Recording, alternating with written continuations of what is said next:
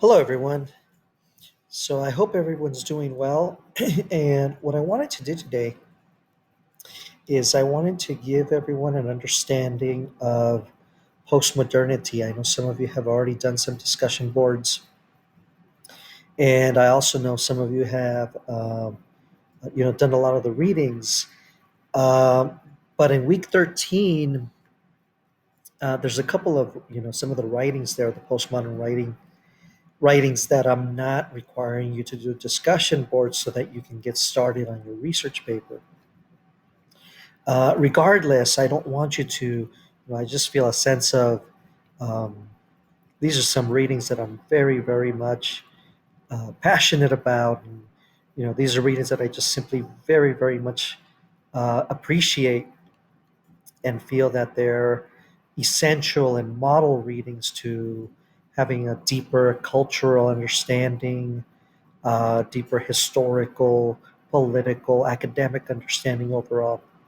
So I'm not going to go over all of them. In fact, I'm only going to go over one. Uh, but in a sense, I'm also covering all of them in the universal sense because I'm giving a general understanding of this idea that we call postmodernity or postmodernism. So let me get started with that. Um, and I, of course, the one story that I am going to focus on is a writer who's probably at the top of my list. One of my top three favorite writers. I mean, I have a whole bunch of writers, but if I had to rank them, I think Jorge Luis Borges, the writer of the story that I assigned, House of Assyrian, he's certainly at the top of my list. And I'll talk a little bit about him a little bit more. But let me get going by talking about the relevance of postmodernity. It's like, who cares, right?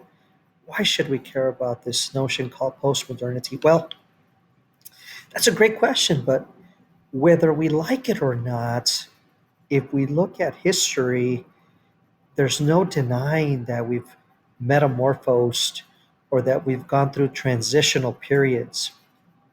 So, for example, in the BC AD time era, these are eras in which you can't label them the same way we can label them today. Today we have cars. Back then, people got around in camels or donkeys or horses. Today, it's much different. So let me talk a little bit about that because notice the label post modernity. It seems to be what comes after modernity, right? Post modernity. That's not the case.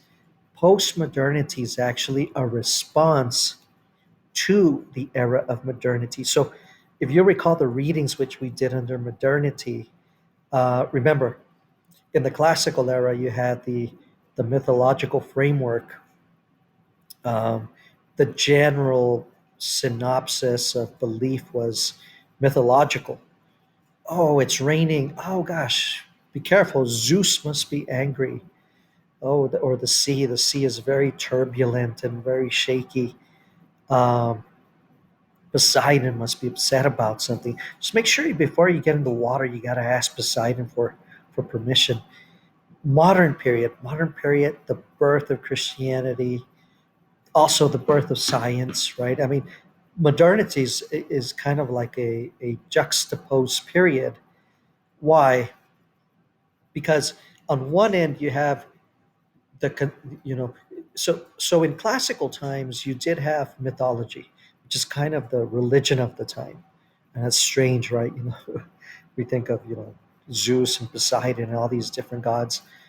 Um, it's okay. Um, the idea was that even though people had these mythological beliefs, the people still had a sense of openness. I mean, maybe the one drawback is that it was still a highly patriarchal society. And actually, postmodernity is of benefit to feminism. So I'll talk about that in a little bit. But in in classical times, people were generally open. You could say as you want it. Of course, you got to make sure you don't have a Roman soldier next to you. out of anger, he could chop off your head, probably get away with it. But when we get to the modern period, this is what we call the time era called the Middle Ages, the era in which Christianity, of course, is already in the run of things. But when we start seeing the wealth of literature, 1400s, 1500s, certainly 1600s, 1700s, all the way to the 1900s, there was a religious agenda, at least in the West. You know, majority of European countries, the United States, um, South America, and that the main agenda there was mainly a Christian agenda. Now, when I say, I shouldn't say Christian, I should say Christianity, the agenda of Christianity. So be careful because Christianity has a gazillion. I'm exaggerating a little bit, but there's so many sub branches of Christianity, right? You know, there's Catholicism, Greco-Roman Catholicism. There's probably some variations of Catholicism. You know, Pentecostal, Seventh Day Adventists, Jehovah's Witness, et cetera, et cetera, et cetera. I can go on, and if I research the net, I can sure I'd find a whole, you know, very large list of Christian sub branches. Uh, but which is kind of a postmodern context. The main point is that in the modern era, this is the key, modernity. In the modern era, Christianity gave the truth. This was the one truth you had to follow. And if you didn't follow this truth, then um, then you had problems. You know, you'd be in a little bit of trouble.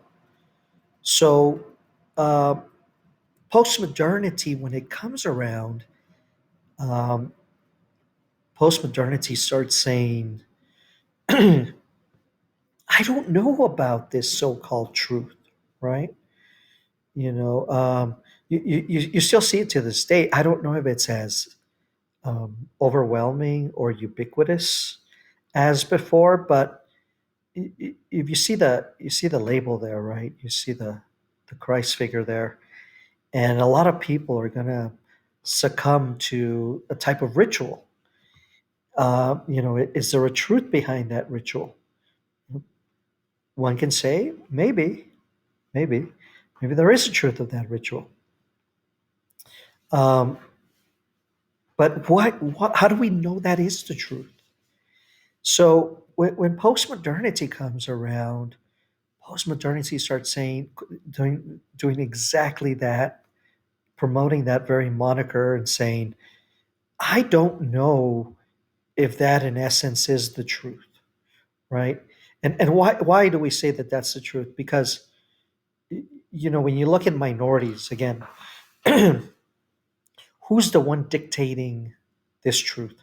Well, the birth of it is kind of what we would have to call a Eurocentric type of truth. And this Eurocentric truth seems to be dismissive of, I guess, what you call to a certain extent type of minority cultures.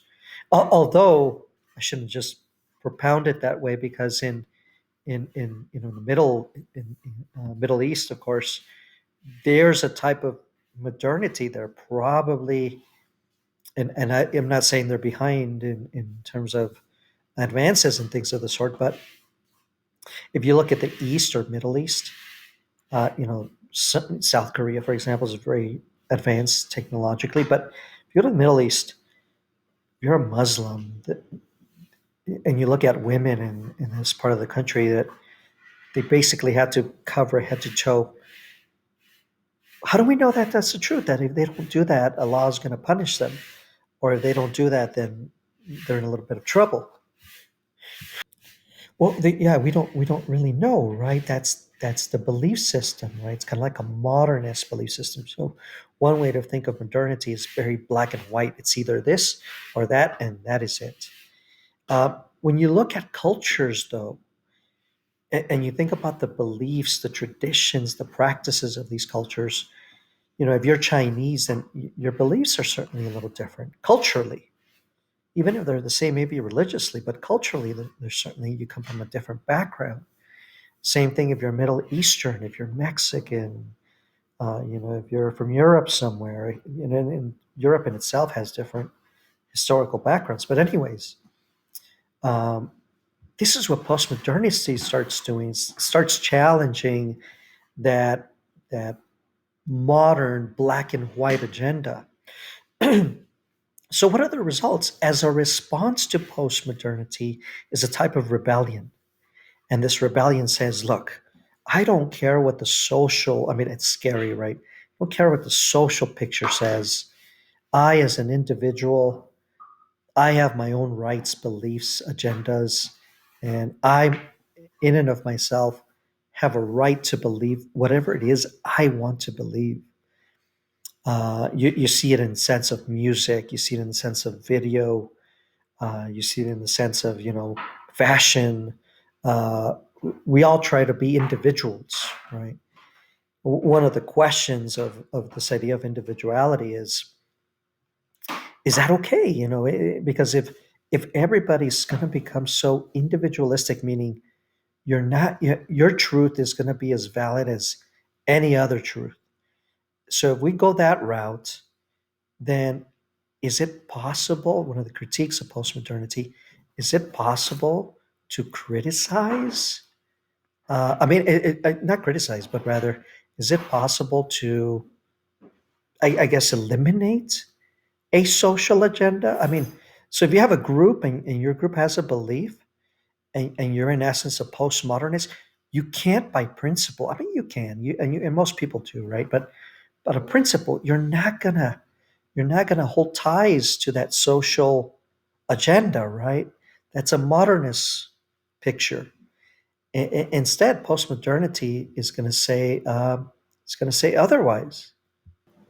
And so that's the idea, individuality and individuality, unfortunately, or fortunately, depending on how you want to perceive it, in postmodern era, takes an extremist measure. Again, notice that label extremist. I could be absolutely wrong. I only say extremist, not in a critiquing sense, but in an exemplary sense that it's at the other side of the traditional or common modern agenda, right? So if the modern agenda is painting the picture this way, and here comes postmodernity, and I'm validating the postmodern agenda, then then I'm going to take an extreme. It's almost like a slap in the face to you, modernity. I'm not going to follow your so-called rules and regulations and oppressions and so-called truths, so to speak, right? In the voice of individuality, I'm going to run my own path. And it sounds awesome, but think about it. If every single individual in the world takes up that mantra, right, and validates that individualistic agenda, then we might have problems. Why? Because social cohesion and unity and togetherness, well, yeah, that seems to be in trouble, right? And why is it in trouble? Well, let's talk about the relevance today. Let's talk about the relevance of postmodernity. How do we see postmodernity? So let's think. Uh, it- the media, of course, and the media. I know I have uh,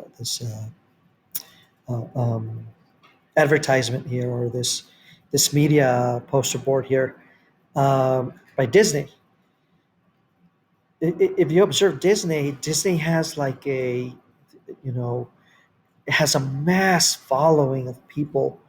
People have, Disney keychains, massive Disney, movie collection saying, "Oh, this is a classic." The theme parks are, of course, not right now, right? But